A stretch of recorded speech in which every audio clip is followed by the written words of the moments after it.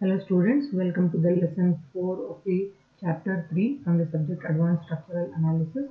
So in this lesson, let us solve the third problem of development of stiffness matrix.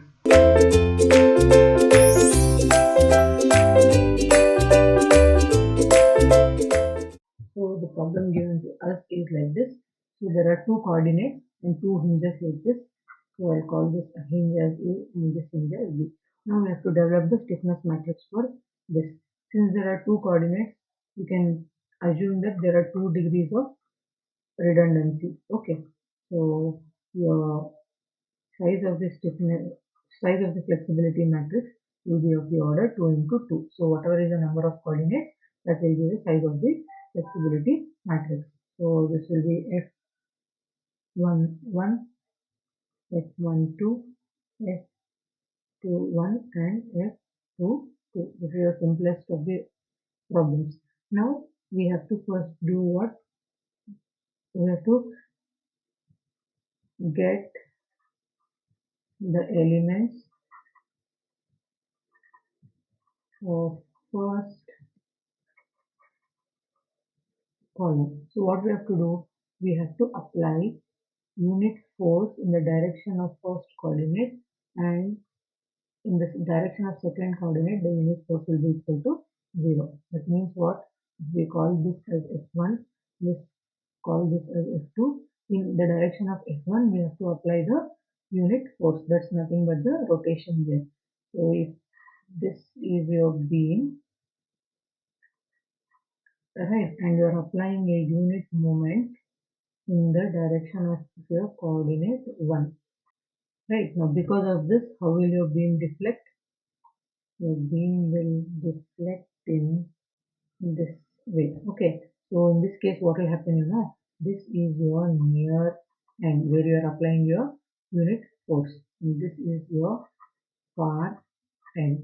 Now, since you are applying the rotation at the supports, the values, the standard values here, what you have are, here it will be at the near end, it will be L by 3 EI, and at the far end it will be L by 6 EI. Okay, that is half of this value. Right, now the important thing is the direction. Now whenever you want to do this, you have to put the directions like this. See, from the horizontal to the deflected shape.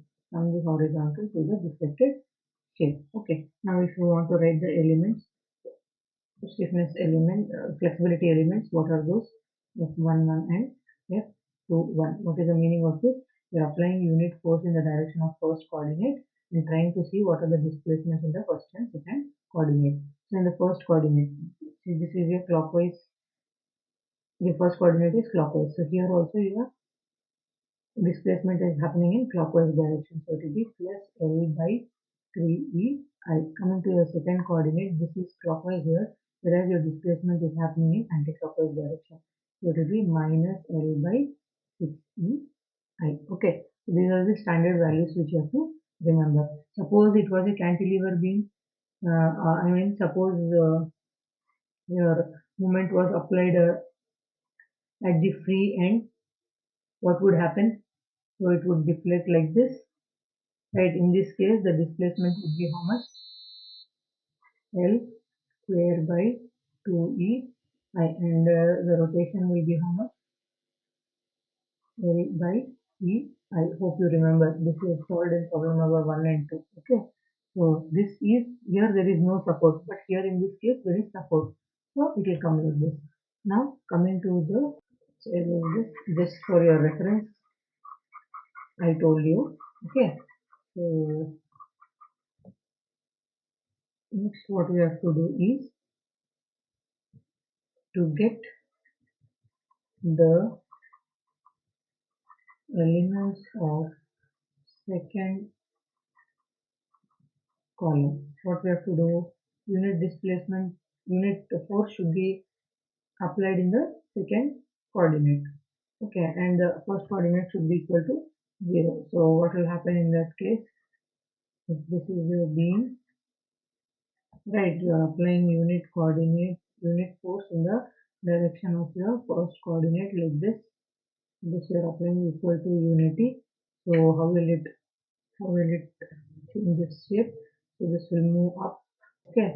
So now you're applying here moment unit force, right? So this is your near end. Here this is your far end. So at near end it is always L by 3EI, and at the far end it is L by 6EI. Now for the directions, what you should do, from the mm, from the horizontal to the deflected shape. So this will be your directions. Now you write the flexibility elements.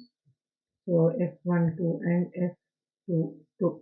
So F12 is in first coordinate. This is clockwise, whereas this is going anti-clockwise. So it's minus L by 6EI. Coming to this, here this is clockwise and here this is also going clockwise. So it will be L by 3EI. If you want to write the final matrix, what will happen? L by 3EI minus L by 6EI. Here what will it be? Minus L by 6EI and L by 3EI. Okay. So take L by 3EI common. So what will you have? 1. Here you will have minus 0.5, minus 0.5 and 1. Okay. Or what you can do is take 6 total. Again from here take 2 common. Okay. In the denominator. So this will become 6. So this will become 2 minus 1 and minus 1, 2.